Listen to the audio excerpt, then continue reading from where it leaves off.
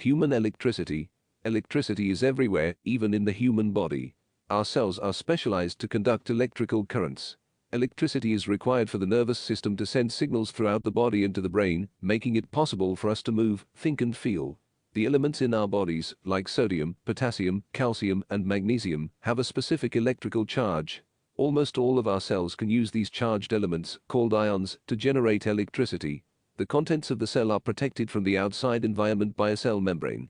This cell membrane is made up of lipids that create a barrier that only certain substances can cross to reach the cell interior.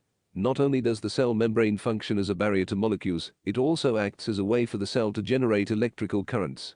Resting cells are negatively charged on the inside, while the outside environment is more positively charged. This is due to a slight imbalance between positive and negative ions inside and outside the cell. Cells can achieve this charge separation by allowing charged ions to flow in and out through the membrane.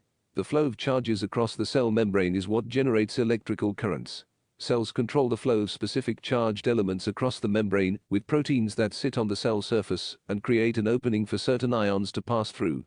These proteins are called ion channels. When a cell is stimulated, it allows positive charges to enter the cell through open ion channels.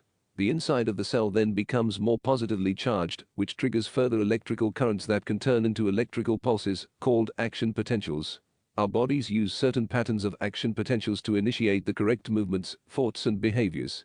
A disruption in electrical currents can lead to illness.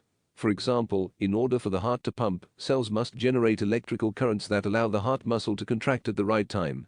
Doctors can even observe these electrical pulses in the heart using a machine called an electrocardiogram or ECG. Irregular electrical currents can prevent heart muscles from contracting correctly, leading to a heart attack.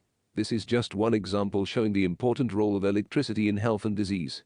Everything we do is controlled and enabled by electrical signals running through our bodies. As we learned in intro physics, everything is made up of atoms, and atoms are made up of protons, neutrons and electrons. Protons have a positive charge, neutrons have a neutral charge, and electrons have a negative charge. When these charges are out of balance, an atom becomes either positively or negatively charged. The switch between one type of charge and the other allows electrons to flow from one atom to another. This flow of electrons, or a negative charge, is what we call electricity. Since our bodies are huge masses of atoms, we can generate electricity. When we talk about the nervous system sending signals to the brain, or synapses firing, or the brain telling our hands to contract around a door handle, what we're talking about is electricity carrying messages between point A and point B. It's sort of like the digital cable signal carrying ones and zeros that deliver law and order.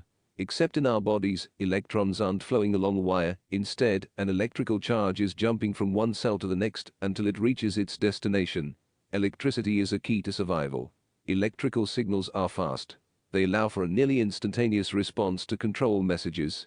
If our bodies relied entirely on, say, the movement of chemicals to tell our hearts to speed up when something is chasing us, we probably would have died out a long time ago. Those crucial signals that tell our hearts to speed up when we're in danger come from a mass of cells in our heart called the synovial node or SA node. It's located in the right atrium and it controls the rhythm of our heartbeat and the movement of blood from the heart to every other part of our body. It's our body's natural pacemaker and it uses electrical signals to set the pace. But our pulse isn't the only thing that relies on electrical impulses generated by our cells. Almost all of our cells are capable of generating electricity. Thanks.